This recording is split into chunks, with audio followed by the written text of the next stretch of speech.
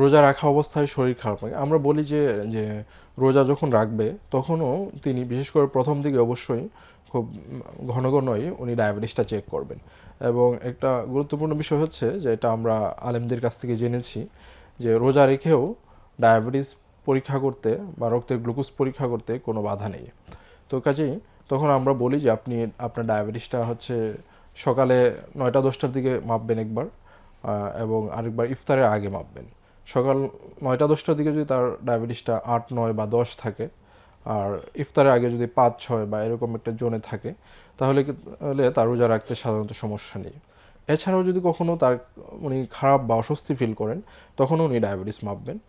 Diabetes মেপে যদি এটা দেখা যায় 4-এর নিচে পাওয়া যাচ্ছে, তাহলে সেক্ষেত্রে পরামর্শ হচ্ছে তিনি মানে আমাদের মেডিকেল অ্যাসপেক্ট থেকে পরামর্শ হচ্ছে তার রোজা সেই সময় ভাঙতে পারবেন উনি, এবং ভাঙা উচিত।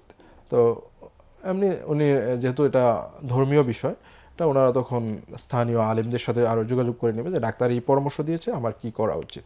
তো আমরা যেটা জেনেছি যতটুকু, আমাদের আলেমরাও এই বিষয়ে পরামর্শ দেন যে না, ডাক্তার যদি এটা বলে তাহলে সেটা রোগীর এটা অনুসরণ করা উচিত আর কি। জি জি, হ্যাঁ, এটা নিয়ে সম্ভবত একটা কনসেনসাসও আছে, আমি যতটুকু জানি যে জি ইন্টারন্যাশনাল স্কলার, ইসলামিক স্কলারদের সাথে চিকিৎসকদের, জি যেহেতু ডায়াবেটিস লেভেল 4-এর নিচে নামলে এই রোগীর কি শারীরিক ক্ষতি হতে পারে, সেটা আবার ধর্মীয় অ্যাসপেক্ট থেকে অনেক সময় জি তার জন্য ব্যাখ্যা করা কঠিন হতে পারে, আবার ধর্মীয় বিধানটাও চিকিৎসকদের জন্য ব্যাখ্যা করা কঠিন হতে পারে।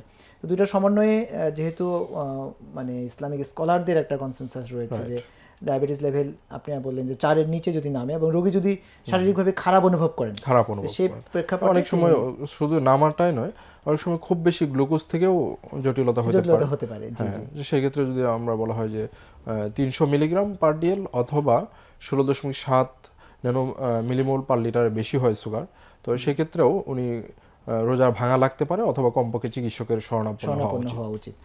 অনেক ধন্যবাদ। এবং এক্ষেত্রে তো শরীয়তের বিধানও তো একটা রয়েছে যে রোজা অসুস্থতাজনিত রোজা ভেঙে ফেললে সেটা পরবর্তী সময়ে আদায় করে তিনি নিতে পারবেন। জি, ওরকম একটা জি সুযোগ আছে। জি, অনেক ধন্যবাদ জানাচ্ছি আপনাদেরকে বিষয়টি পরিষ্কার করানোর জন্য। এবং উনি এই ক্ষেত্রে আরেকটা বিষয় হচ্ছে যে উনি একটা রোজা যদি উনি জোর করে রাখতে চায়, জি যে দেখা গেল যে তখন দেখা গেল সুগারটা অনেক বেশি নেমে গেল, হাইপোগ্লাইসেমিয়া, তখন তাকে হসপিটালাইজ করা লাগলো, উনি এবং ওনার আত্মীয় স্বজন সবাইকে সবার হাসপাতালে জন্য দৌড়াতে কষ্টকর হলো। হয়ে উঠলো, তো এই একটা রোজা জোর করে রাখতে যে দেখা গেল পরে আরো কয়েকটা রোজা তাকে মিস মিস করতে করতে হচ্ছে। হচ্ছে। যে অনেক ধন্যবাদ, ভালো একটা পয়েন্ট আপনি উল্লেখ করেছেন, এজন্য আপনাকে ধন্যবাদ।